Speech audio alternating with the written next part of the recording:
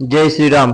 दिवस 16 question number 36 बेन्जामाइड होफमेन bromide विघटन थी ए बने तो चोखी बात है कि बेन्जामाइड होफमेन होय तो एमांथी एनिलीन वाळुं संयोजन बनतुं हशे। पछी CH3 અને NaOH સાથે ગરમ કરતા કાર્બાલેમાઇન તો અહીંયા તમે જોઈ શકો કે એનિલીન અને કાર્બાલેમાઇન કઈ જગ્યાએ છે તો કે એક જ ઓપ્શનમાં અવેલેબલ છે બંને તો કે સેકન્ડ, એટલે આન્સર તમારો સેકન્ડ। क्वेश्चन नंबर 37 હવે क्वेश्चन नंबर 37 ની અંદર આપણો ક્વેશ્ચન અધૂરો છે। ક્વેશ્ચન કે આ રીતે છે જે સાઈડમાં આપેલો છે કે આવું સંયોજન છે એની પ્રક્રિયા છે C6H5MgBr અને ઈથરની હાજરીમાં કરવામાં આવે અને પછી H3O+ નાખીએ તો મુખ્ય નિપજ શું મળે। તો અહીંયા જે આ બેન્ઝીન રિંગ વાળો ભાગ છે એ સીધો અહીંયા કાર્બન ઉપર અટેક કરશે। અહીંથી બંને ઇલેક્ટ્રોન નાઇટ્રોજન લઈ લેશે, નાઇટ્રોજન સાથે MgBr આવશે। ત્યારબાદ જો એની અંદર H3O+ નાખવામાં આવે તો આ વાળો બધો ભાગ નાઇટ્રોજન વાળો બધો ભાગ નીકળીને ત્યાં ડબલ બોન્ડ O લાગશે। એ મતલબ કે આપણી જે ફાઇનલ નિપજ છે એમાં એ જે કાર્બન છે એ કાર્બન સાથે ડબલ બોન્ડ O હશે અને એક બાજુ C6H5 હશે, બાકી નીચેના OCH વાળા ભાગમાં કોઈ ફેરફાર થશે નહીં। તો આવી નિપજ આપણી કઈ છે તો કે નિપજ છે ચોથી છે। ક્વેશ્ચન નંબર 37 નો આન્સર 4।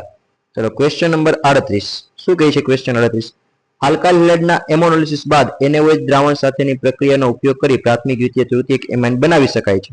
પ્રક્રિયામાં NaOH નો હેતુ શું છે તો કે NaOH નો માત્ર એક જ હેતુ બેઝ છે, તો એનો મતલબ કે એ એસિડિક અશુદ્ધિઓને દૂર કરવામાં વાપરી શકાય। બેઝનું કામ એસિડ સાથે પ્રક્રિયા કરીને તટસ્થીકરણનું હોય છે।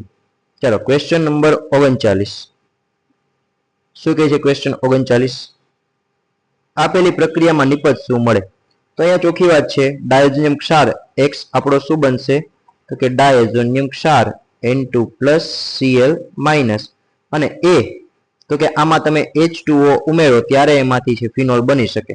તો ચલો જોઈએ એવો ઓપ્શન કયો છે કે ડાયઝોનિયમ ક્ષાર। એવા આપણી પાસે છે એ ત્રણ ઓપ્શન છે, બે ઓપ્શન છે 1 અને 3। પછી બીજા સ્ટેપની અંદર માત્ર શું નાખવાનું છે H2O નાખીને ગરમ, તો એવો આપણો આન્સર છે આપણો થર્ડ। ક્વેશ્ચન નંબર 40 શું કહેવા માંગે છે ક્વેશ્ચન નંબર 40 તો મિથેન બ્રોમોમિથેન સાથે બેન્ઝાઇલ એમાઇનની 0.1 મોલ, ચલો ભાઈ 0.1 મોલ વાળી પ્રક્રિયા અને નિપજ શું મળે છે તો કે નિપજ કંઈક આ પ્રકારની બને છે CH2N અને એની સાથે 3 CH3 ટ્રાય મિથાઇલ કીધું ને, અને આ બનશે પ્લસ અને એની સાથે Br માઇનસ એમોનિયમ ક્ષાર બને। હવે અહીંયા ચોખ્ખી વાત છે કે ભાઈ આ પ્રક્રિયા દરમિયાન બેન્ઝાઇલ એમાઇન 0.1 લીધો છે, તો એની સાથે જોડાયેલા CH3 કેટલા છે 3, તો મતલબ બ્રોમોમિથેન છે એના કરતા 3 ગણો લેવો પડે અને 3 ગણો બ્રોમોમિથેન એનો મતલબ કે 0.3 મોલ। હવે 0.3 મોલ એને આપણે 3 ગુણ્યા 10⁻1 લખી શકીએ, તો અહીંયા તમારો આ ખાલી જગ્યાનો આન્સર થશે 3। ચલો એના પછી ક્વેશ્ચન નંબર 41 આપેલી એક પ્રક્રિયા છે એમાં OCH3N2X ને Y નિપજ શું મળે એવો ક્વેશ્ચન છે। હવે પહેલી જ વાત કે ભાઈ અહીંયા ઇથેનોલ સાથે પ્રક્રિયા થાય ને અને N2 ને O વાળો આખો ભાગ છે તો એક ભાગ ડાયઝોનિયમ ક્ષાર હશે, પછી એની ઇથેનોલ સાથે પ્રક્રિયા થવાથી એ શેમાં રૂપાંતરિત થઈ જાય તો કે બેન્ઝીનમાં। એટલે અહીંયા આપણે વિચારી શકીએ કે આપણી જે આ પ્રક્રિયક છે ને એ પ્રક્રિયા કંઈક આ પ્રકારનો હોઈ શકે N2+Cl- અને નીચે અહીંયા શું હોઈ શકે તો કે OCH3। હવે આની ઇથેનોલ સાથે પ્રક્રિયા થાય એટલે એમાંથી સીધો ઉપરનો ભાગ નીકળી જશે અને માત્ર OCH3 વાળો જે અહીંયા દેખાય છે N2 છે એ N2 સ્વરૂપે નીકળશે। ક્લોરીન છે એ હાઇડ્રોજન સાથે રિમૂવ થશે એટલે આપણો X છે એ શું થઈ શકે HCl, અને આપણને ખ્યાલ છે આ ઇથેનોલ છે એનું ઓક્સિડેશન થાય, એનું ઓક્સિડેશન થઈને ઇથેનાલ બને છે, એટલે અહીંયા આપણી X અને Y પ્રોડક્ટ HCl અને ઇથેનાલ થઈ શકે અને આપણું આ A વાળું સંયોજન એ કંઈક આ પ્રકારનું થઈ શકે। તો એવો ઓપ્શન આપણી પાસે ઓકે પહેલો જ ઓપ્શન છે ભાઈ, કઈ વિચારવાનું જ નથી જરૂર। ચલો ક્વેશ્ચન નંબર 42 સંયોજન આપેલું છે તમને A ને CHCl3 અને KOH સાથે પ્રક્રિયા કરી અને B, ચોખ્ખી વાત છે આ કાર્બાઇલેમાઇન કસોટી આવી ગઈ, B માં રૂપાંતરિત કરવામાં આવે છે તો મતલબ આ B તમારું છે એ NC હોય અને A જો NC હોય તો પછી આ A નામનું સંયોજન તમારું પ્રાઇમરી એમાઇન હોઈ શકે। તો પ્રાથમિક એમાઇન A અને બી છે એ એનસી આઇસોસાયનાઇડ અથવા તો આઇસોનાઇટ્રાઇલ. તો એવો આપણી પાસે એક જ ઓપ્શન અવેલેબલ છે, આ ત્રીજો. બરાબર છે. બી છે એ ઝેરી હોય, આઇસોસાયનાઇડ છે ઝેરી હોય છે સ્વભાવે. સી દ્વારા વિઘટન કરી શકાય, તો કે સી એટલે કોણ, તો કે જોવાની જરૂર જ નથી ને, કેમ કે આપણે આન્સર પહેલેથી જ મળી ગયો છે. ઓકે, ચાલો ક્વેશ્ચન નંબર 43. શું કહેવા માંગે છે ક્વેશ્ચન નંબર 43? તો કે કઈ પ્રક્રિયા આપેલી છે, એમાં નિપજ શું? કે OBr, ઘણી બધી વાર આપણે વાત થઈ છે કે OBr મતલબ Br2 અને KOH. તો આના દ્વારા છે એ નિપજ સીધી શું મળશે, તો કે એ નિપજમાં સીધું જ અહીંયા બનશે NH2 અને નીચે આવશે Br. અને આમાં નિપજ શું મળે, બી નિપજ, તો કે બી ની અંદર છે એ રિડક્શન થાય ખાલી, એટલે અહીંયા CH2 NH2 અને નીચે આવશે Br. તો આવો ઓપ્શન ગોતવાનો છે ભાઈ આમાંથી, એમાઇન વાળો. તો કે અહીંયા ઓપ્શન છે એ તમને કયો જોવા મળે છે, તો કે આ ફર્સ્ટ ઓપ્શન છે આ પ્રકારનો છે, જોઈ લો. ના સોરી, ફર્સ્ટમાં તો નીચે Br નથી, તો આપણો એ આન્સર કયો થશે, તો કે સેકન્ડ વાળો આન્સર થશે, આ આન્સર નથી. બરાબર. ઓકે, ચાલો નેક્સ્ટમાં આગળ વધીએ. ઓ સોરી, સેકન્ડ પણ નહીં થાય, બીકોઝ કે એમાં Br નીચે નથી. આપણો આન્સર છે ફોર્થ. ચલો એના પછી આગળ વાત કરીએ. Question number 44. નીચેનામાંથી કઈ પ્રક્રિયા થશે નહીં? પ્રક્રિયા કઈ નહીં થાય, તો કે પહેલી પ્રક્રિયા થાય, તો કે આમાંથી છે એ COCH3 એડ થાય. બીજી પ્રક્રિયા H2SO4 થઈ શકે ભાઈ, સલ્ફોનિલિક એસિડ બની શકે, સલ્ફાનિલિક. હા, આ પ્રક્રિયા ત્રીજી ના થાય. કારણ શું, તો કે ત્રીજી પ્રક્રિયા ન થવાનું માત્ર એક કારણ કે AlCl3 એ આ NH2 સાથે પ્રક્રિયા કરી સંકીર્ણ ક્ષાર બનાવે, જેથી પ્રક્રિયા થાય ને ફિડલ ક્રાફ્ટ આલ્કાઇલેશન થતી નથી. એટલે આપણો આન્સર થશે થર્ડ. ક્વેશ્ચન 45. પ્રક્રિયા આપેલી છે, એમાં એ તરીકે શું નાખીએ જેથી બેન્ઝીન બને? બે ઓપ્શન હતા આપણી પાસે, ઇથેનોલ આપી શકીએ અથવા તો H3PO2. પરંતુ જો અહીંયા ઇથેનોલ આપવામાં આવે તો H2O ની જરૂર પડતી નથી. H2O છે એનો મતલબ કે અહીંયા H3PO2 હોય, તો એવા ઓપ્શન આપણી પાસે A અને 3 બે છે. બીજું શું કીધું છે, તો કે આ પ્રક્રિયા બેન્ઝીનની અંદર CH2CH3 કઈ રીતે લાગે, તો કે બી તરીકે શું હોઈ શકે? આ છે આપણી આલ્કાઇલેશન, તો બી તરીકે તમારે શું લેવું શકે? CH3CH2Cl. તો આલ્કાઇલેશન થઈ અને ઇથાઇલ બેન્ઝીન બની શકે.